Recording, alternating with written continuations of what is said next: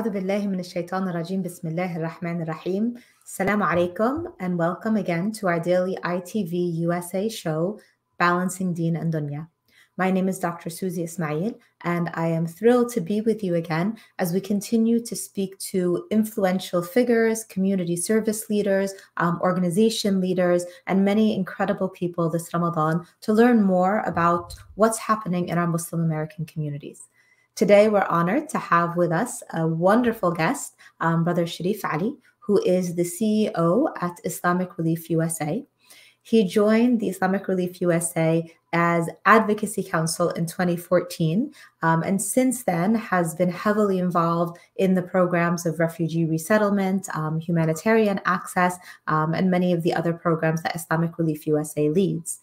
He has led many non-governmental coalition efforts to promote and strengthen the access that Islamic Relief USA has and provides for not just their organizations, but for many others as well.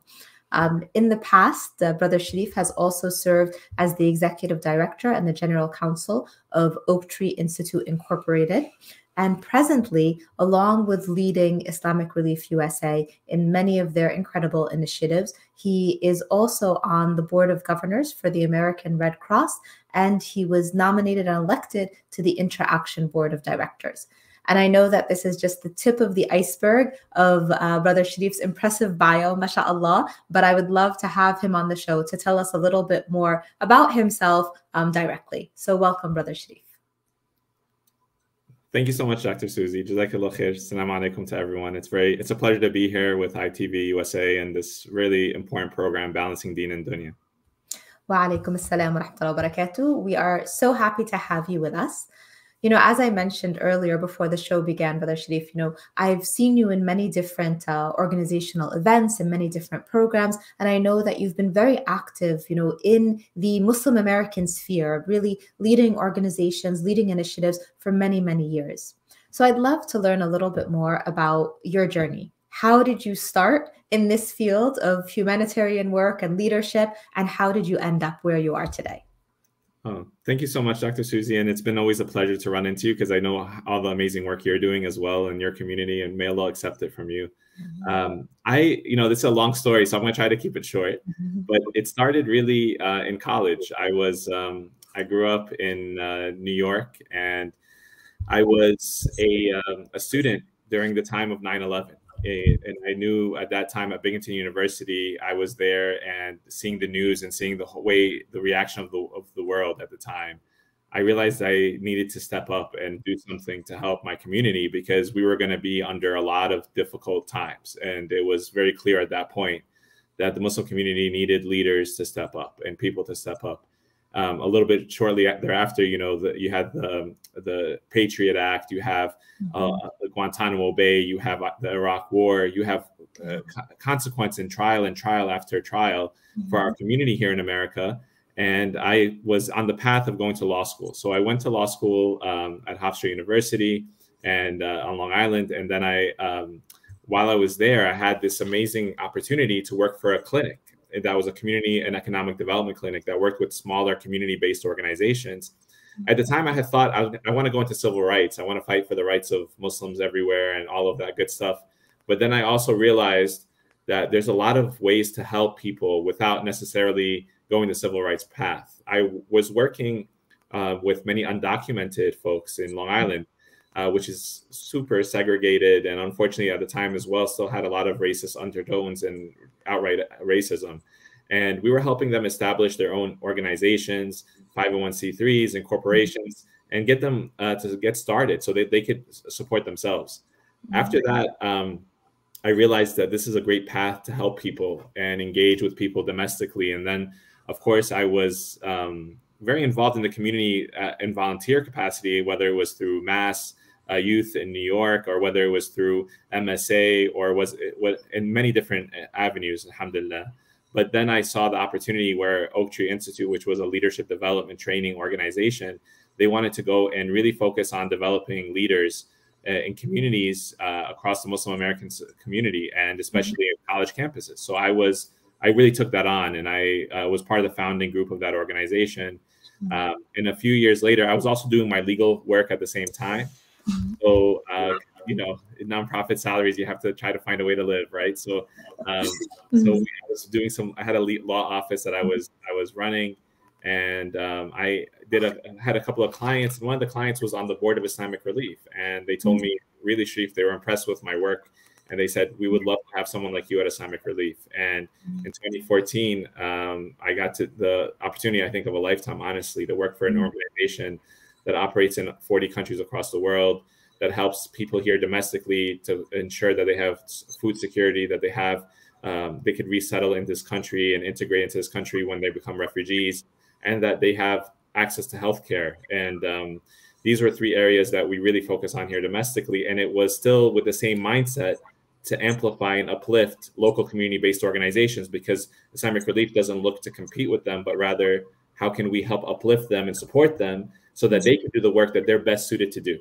And alhamdulillah, it's been an amazing journey. And I'm so thankful to Allah subhanahu wa ta'ala that Allah has given me this opportunity to help and work with people like yourself, Dr. Suzy, and so many other leaders across America that are doing amazing work. Alhamdulillah, mashallah. It's a very inspirational journey. So many of our guests on our show this month have talked about September 11th being a turning point for them, and being almost like an awakening in so many ways. And it sounds like for you as well, it was a bit of the impetus that pushed you in the direction of being on the front lines of helping Muslim Americans and uplifting organizations. So I will say definitely, as Cornerstone, our organization since 2019 has alhamdulillah been blessed to be partners with Islamic Relief, has received grant funding, and just you've been an incredible resource for us, as an organization. And I know that there's a lot of other organizations out there that are consistently also seeking, partnerships, abilities to connect. What do you advise organizations that are on the front lines, that are making change, but maybe are struggling? How do you advise them as the leader of such a large organization? How do you advise them to grow, to seek out avenues of expansion? What words could you give them? Because like you said, nonprofit work is not easy. Yeah.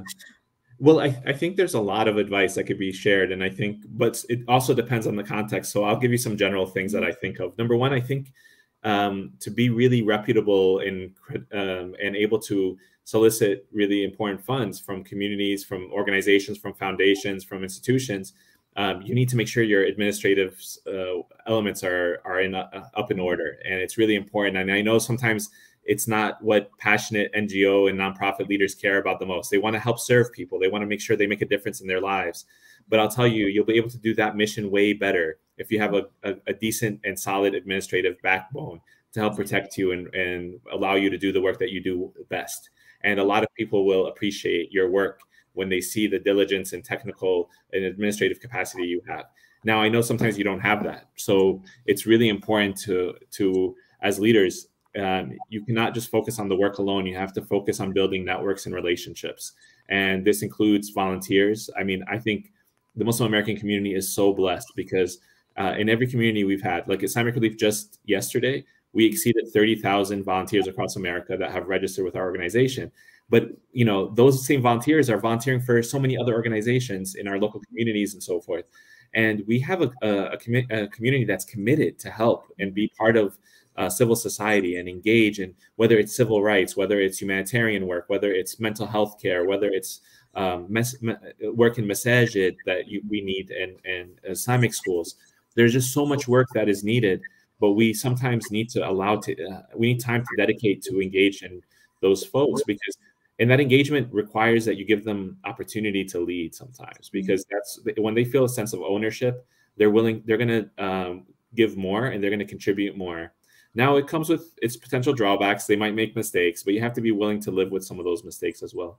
So creating that network is really important. And the third area, of course, is don't be shy about what you do.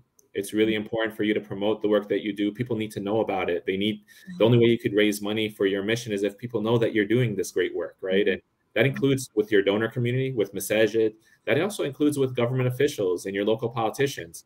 A lot of them will want to work with you and highlight your work, and that will connect you to the media to amplify your story when they see that you're contributing to their jurisdiction. So it's very critical, and I think those are some areas to amplify your voice and amplify your work.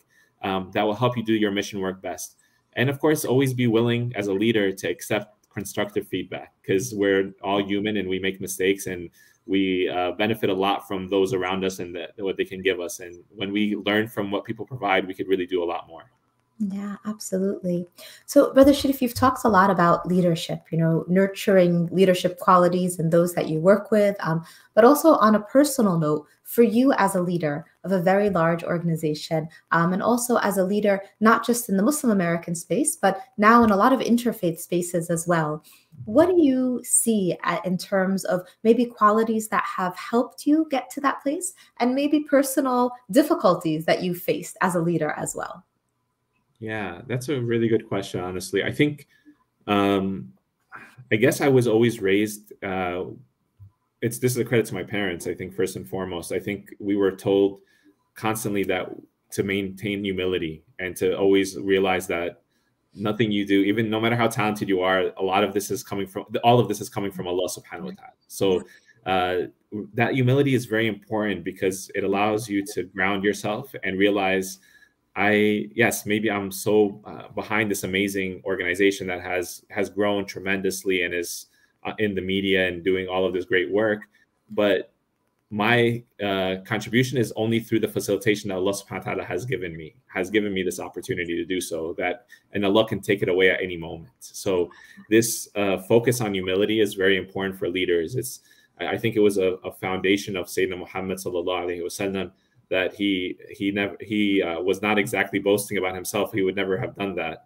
A second thing is about, and this is something that you learn, I think, through your experience when you're as a young leader, is that how critical it is to be honest and straightforward and have those tough conversations. And I think people respect it, even if it hurts a little bit in the beginning. And of course, say it delicately and in a good way.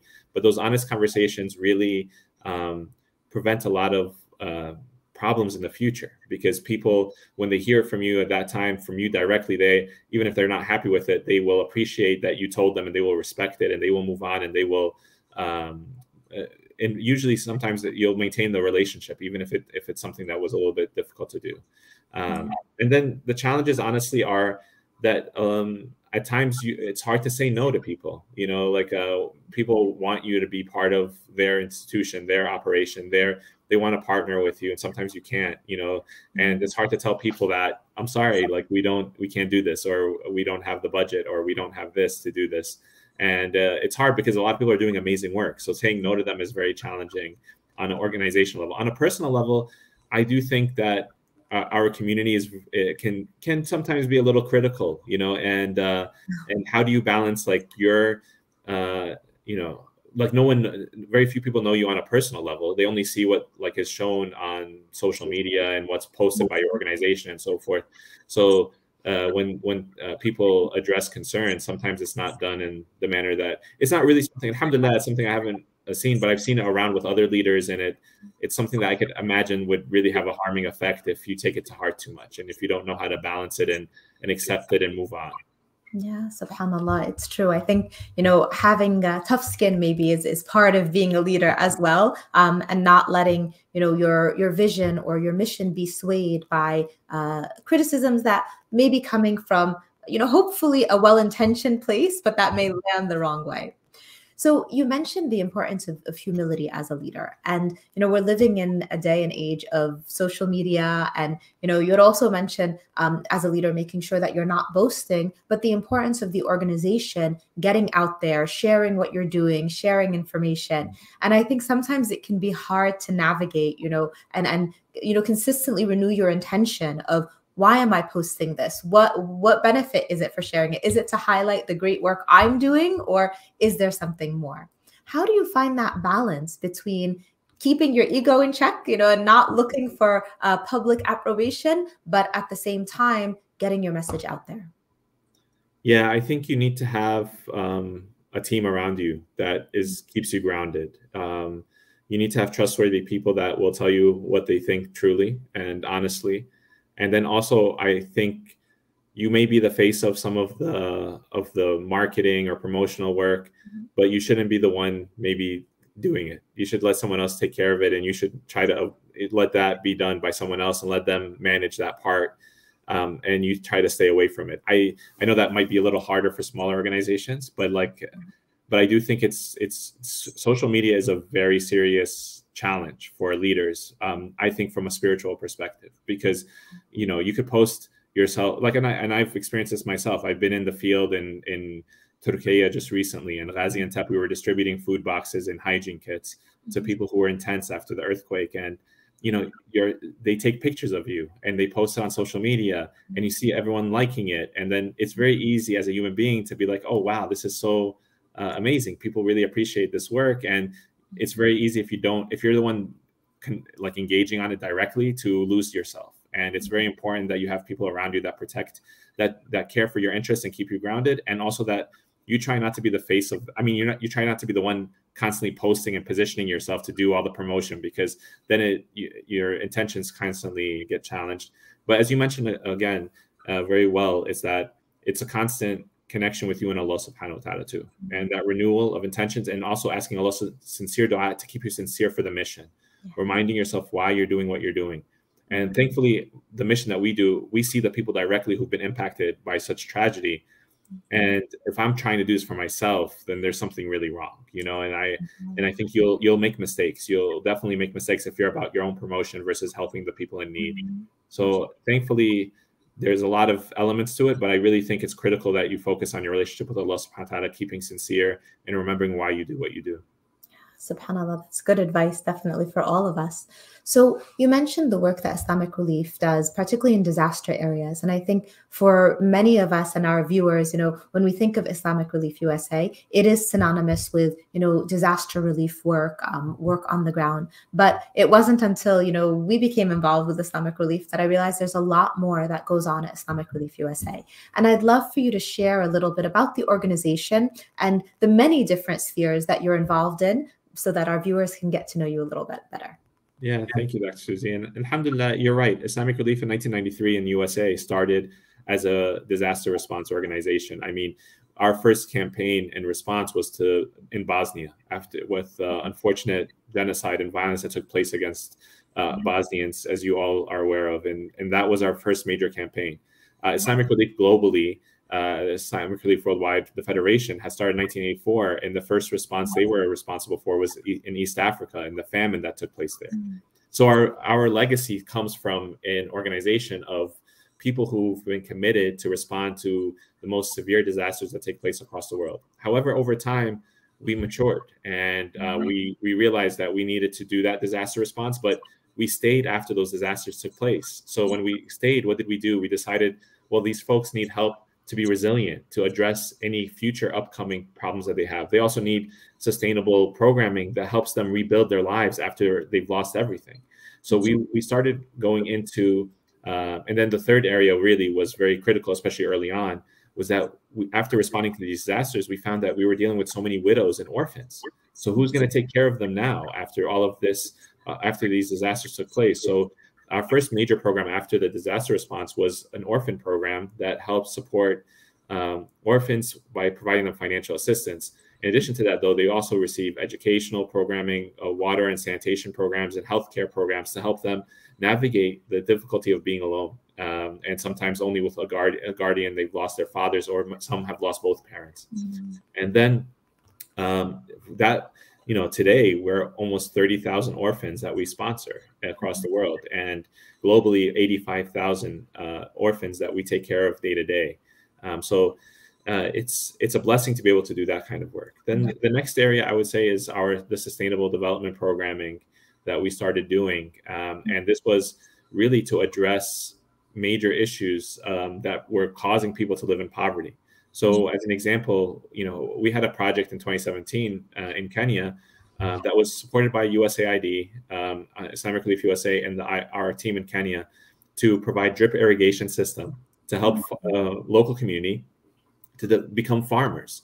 These were communities that were used to being pastoral communities, meaning that they raised cattle and sheep. But during the time, there was severe famine, so the cattle were suffering, and they didn't know how to feed them. They didn't know what to do with the water situation. So we created a solar-powered irrigation system that allowed for very limited amount of water to help them feed their crops and then build crops. And that completely transformed this one community, one village. These kind of projects deal with climate change and mitigation and adaptation and things of that nature.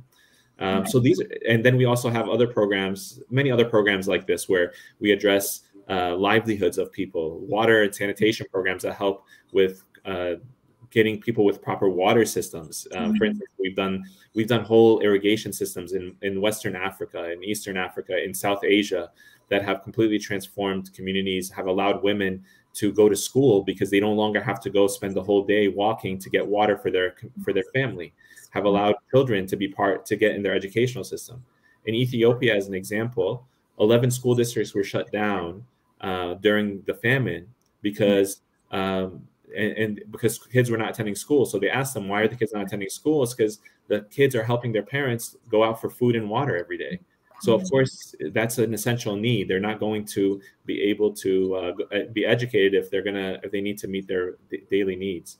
So then I think the last thing, what you're probably most familiar with, is our U.S. programming and how much we've done across the U.S. We've had, especially, I think a launching pad for us was in the last few years with COVID response, is realizing the needs here in the U.S. were so much more drastic than what we saw. We saw a community, we did a needs assessment with all our partners across America, and we found a couple of things. Number one, food insecurity was increasing tremendously in the US. Mental health needs were increasing as well. And new refugees and new immigrant populations did not have access to resources and did not know how to access them.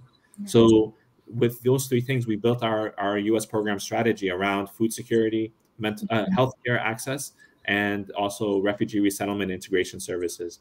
And to this day, one of the cool things that we've just partnered with is International Rescue Committee, IRC, which is one of the top 10 VOLAGs in the refugee resettlement agencies by the US government.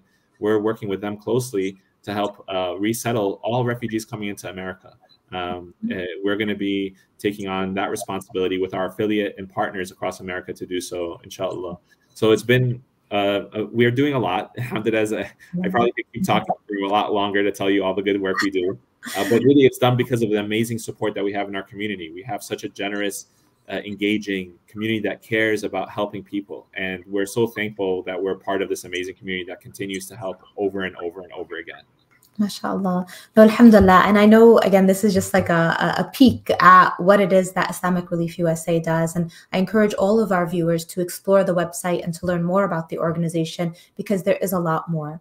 And, you know, in speaking to this most recent partnership, you know, recently we partnered with the IRC as well to provide the intervention integration nationally for all of the incoming refugees. And I know even for us as a small organization, this isn't something that we would have been able to do without the help of Islamic Relief USA, giving us our initial boost in 2019 to begin to work with the IRC and CWS and other refugee organizations. And I think for me personally, when I look at the work that Islamic Relief USA does and how it may differ from some of the other incredible organizations that we have that provide aid and disaster relief and support for orphans and widows, with Islamic Relief, I think there is a huge advocacy component and a component of really connecting with larger organizations here in the US that is really unprecedented, mashallah. When we first entered the space of refugee work, I remember there were no real Muslim organizations on the front lines. You know, the resettlement agencies were primarily, Catholic Charities, Lutheran Services, HIAS, ECDC, organizations that were in faiths other than Islam. And yet so many of the refugees that have been incoming since, 2014, 2015 have been from Muslim communities. So in the little bit of time that we have left together, can you just tell us, from your perspective, I shared my perspective kind of what I see Islamic Relief doing differently than some of the organizations that are out there. When people look to donate, when people look to give their zakat, why would Islamic Relief USA be a good organization to consider? Yeah, thank you so much, Dr. Suzy. And you actually touched on something that some of my team members probably would be upset with me that I didn't mention, which is the advocacy work we've been doing. And we've been doing it for a long time, like since 2008, 2009, when we set up an office in DC for the first time. We engage with congressional members to talk about issues that Muslims care about, but that are not about civil rights, not about necessarily national security issues, not about foreign policy, but we're talking about humanitarian issues, tabletop issues that people care about that people are getting fed, people have access to resources that they need, and all of that good stuff. So thank you for bringing that to our attention. You could still register as an advocate also at our website, which is another way for you to contribute to Islamic Relief. But with regards to the zakat and people giving, especially in the last 10 nights as we're here, and many people give their zakat in these last 10 nights, of course, myself included. I'll be giving my zakat in these last 10 nights, inshallah. And the reason why, I think one of the things that, there's a couple of things. Number one, the vast majority of Islamic Relief USA's programs are zakat eligible programs. And these programs are defined to be zakat eligible because we have a zakat policy. And I think we're one of the few organizations in the US that have a public and transparent zakat policy available on our website that has been defined by a Sharia advisory board, has been reviewed by them, has been ratified by them. They have guided us through the process to determine that how we spend our resources through that process. And alhamdulillah, we have a very valuable program, many very valuable programs that we support through our zakat program, alhamdulillah. And our commitment to transparency. So you could see everything that we do. Every dollar that we spend is available on our website. It's on our 990 forms, it's on our financial statements. You could see all of that. And alhamdulillah, I think this is something that will make that shows you that we care about you and what you want to see done with your dollar. But the most important thing, and the thing I've realized the most as I've grown in this humanitarian sector, sometimes we look at numbers and we think it tells the story. But the reality is that the results we achieve is what people should be after. People should be asking us, what impact is my dollar making when how is it helping people? And it's not about because we're not a bank. We don't get money from the donor and then transfer it to a beneficiary. No, we take that dollar and we hopefully amplify it and make it more valuable for those people that we serve in need. There's very few projects that are just financial assistance programs. Many other programs are services that help uplift people out of their poverty, and they make a huge difference. So one example, I know that we're running low on time, but one example that I'd share with you is that we started a program with widows and orphans in Bangladesh, in a district where people were living off of less than 30 cents a day. And we did a 4-year graduation program. And after that program, which we were providing them financial assistance, but we were also providing them education, programming, vocational training. We were teaching them how to advocate for themselves with the local government. And then what happened is after 4 years, they were now making over $3.30 a day. They had from one revenue stream to 4 revenue streams. That the fact is the widows that were there, the guardians, they were so excited about their progress. They started advocating for the neighbors, their village next to them, and raising funds for them. And they were no longer relying on Islamic Relief funds. So when you talk about results, that's what I'm talking about. This is the change we're making in the lives of people because of the support of the generous donor community. Alhamdulillah. MashaAllah. I think so many of these examples that you gave us, it really speaks to the fact that when you are able to provide avenues of uplifting entire communities, you open up the doorways and remove barriers to education, barriers to living a life that is really giving you that which is best in Deen and Dunya. So, Jazakallah khair, Brother Sharif. We are coming to the end of our program. I know there's so much more that we could talk about, but I urge all of our viewers to definitely take a look at Islamic Relief USA's website. There is a wealth of information there on the work that Islamic Relief USA does.